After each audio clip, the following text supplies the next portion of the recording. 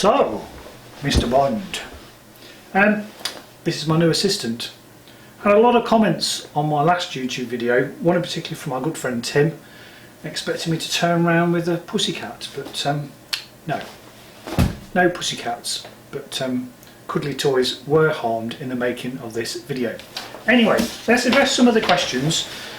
It's great to get such a response. The recurring theme was the clutter on my desktop. Now, I have cleaned it up a little bit. You're quite right, I do struggle to find things, but I'll work through them quickly. Appreciate all your comments. One of the comments was from Mr. A. the Hun, whoever that is. He's curious about Volkswagen. I mentioned that Volkswagen could be worried by MG.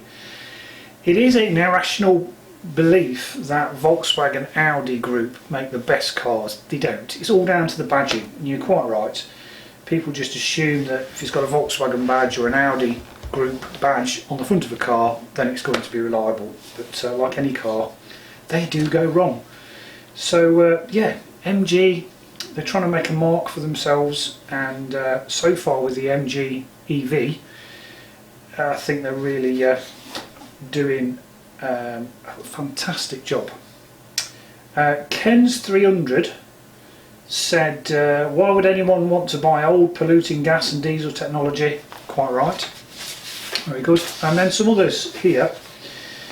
Clear away the desktop, the clutter on your desktop. Done that. Scott Eddy, thank you.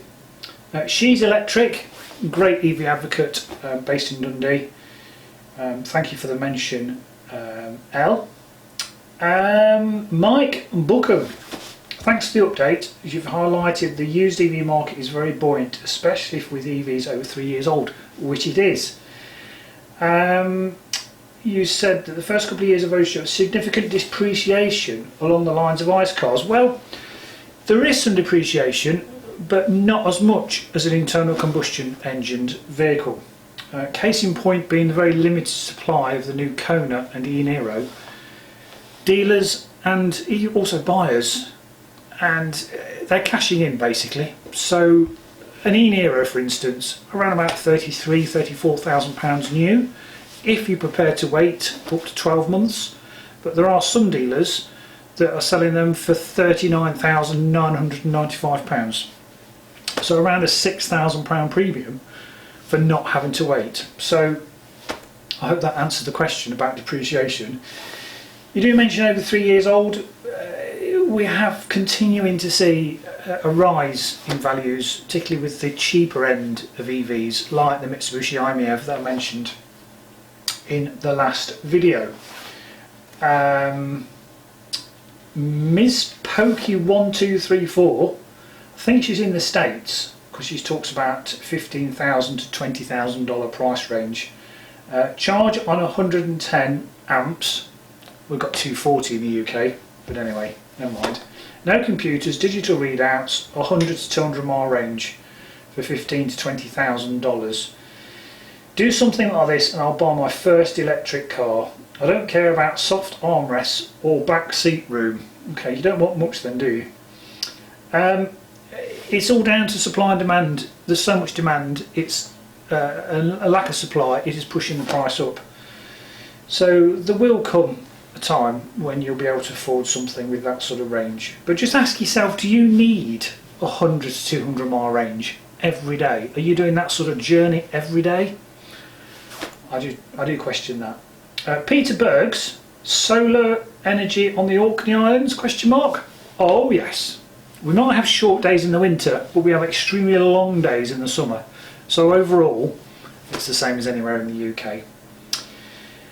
Tom Robson, do you think that in a year or so the MG or some other Chinese company will sell a slightly larger SUV? Probably, with a bigger battery to us in the UK.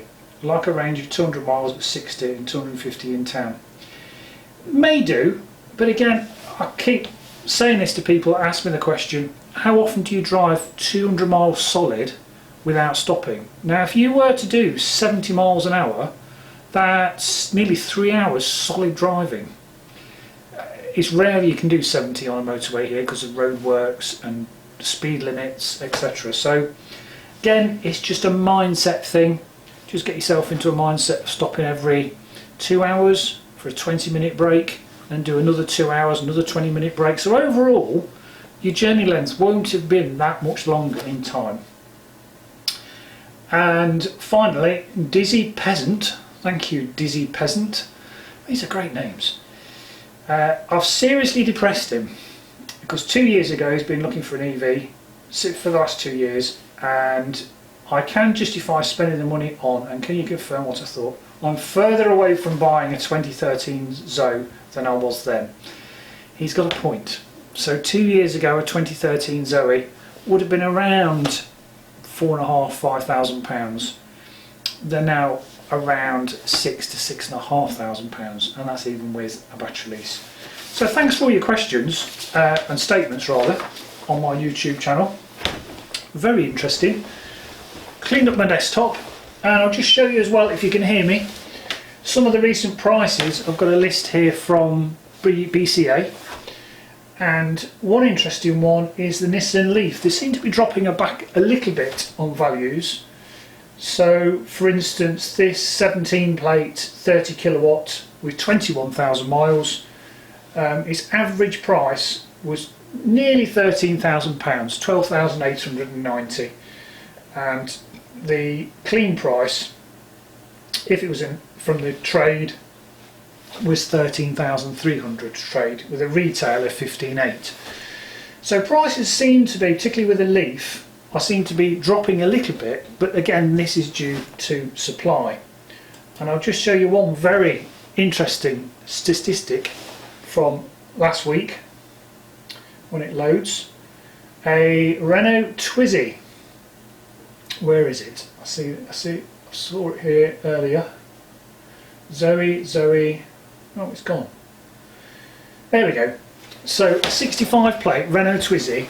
It had a trade guide price of £2,400, a retail suggested price of £3,900 retail. Remember, this is a Twizy with a battery lease. And to the trade, it sold for £4,200. So what's that? Where are we? 3,900. So that's £300 more than the suggested retail price at a trade sale. And again, that's because it's the first Twizy I've seen in months to appear on an auction website. So again, it's all down to supply and demand, the Twizy being a fantastic little car. Ours is still for sale. It's with James and Kate in Leicestershire, if you're interested. And Zoe prices, again, they're still really strong, even with a battery lease. A smart 4.2 electric drive on a 63 plate, its suggested retail price was £5,600. This is by the trade. They suggest that's what the retail price should be, £5,600, and it sold for £6,100. Again, not too many smart 4.2 electric drives about. Teslas, again, here's a 16 plate with 62,000 miles. Its retail price was £35,000, and it sold for just under £31,000 for a 62,000 mile Tesla 70 kilowatt hour. So just a snapshot of what's happening in the trade last week. Please keep your comments coming in. I do appreciate it that somebody actually likes enjoying this waffle, and I'll see you next time.